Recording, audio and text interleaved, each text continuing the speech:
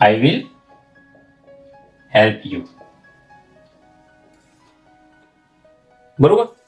એ જ રીતે હું રોહનને એમ કહું કે હું રોહનની મદદ કરીશ. મારી સામે રોહન નામનો સ્ટુડન્ટ છે અને હું એમ કહું છું કે હું રોહનની મદદ કરીશ, તો રોહન ઘડીક તો વિચારશે કે સર કોઈક અન્ય બીજો રોહન હશે, તેની મદદ કરવાનું કહેતા હશે. બરોબર. તો મતલબ રોહન કહેશે કે સર રોહન બીજો કોઈ, હું કહીશ કે નહીં રોહન એટલે તું જ, હું તારી મદદ કરીશ.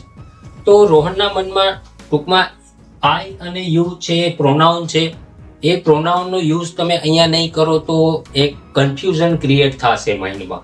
એ કન્ફ્યુઝનને રોકવા માટે પણ પ્રોનાઉન યુઝ થાય છે વિદ્યાર્થી મિત્રો. તો સ્ટેપ 2 માં આપણે શું જોઈએ છે? Two avoid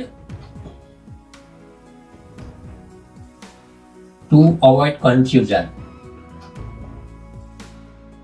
I will help you. બરોબર. એ જ રીતે હું રોહનને એમ કહું કે હું રોહનની મદદ કરીશ. મારી સામે રોહન નામનો સ્ટુડન્ટ છે અને હું એમ કહું છું કે હું રોહનની મદદ કરીશ, તો રોહન ઘડીક તો વિચારશે કે સર કોઈક અન્ય બીજો રોહન હશે, તેની મદદ કરવાનું કહેતા હશે. બરોબર. તો મતલબ રોહન કહેશે કે સર રોહન બીજો કોઈ, હું કહીશ કે નહીં રોહન એટલે તું જ, હું તારી મદદ કરીશ. તો રોહનના મનમાં ટૂંકમાં આઈ અને યુ છે એ પ્રોનાઉન છે, એ પ્રોનાઉનનો યુઝ તમે અહીંયા નહીં કરો તો એક કન્ફ્યુઝન ક્રિએટ થશે માઇન્ડમાં.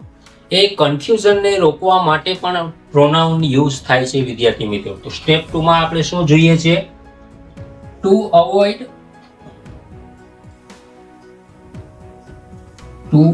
કન્ફ્યુઝન,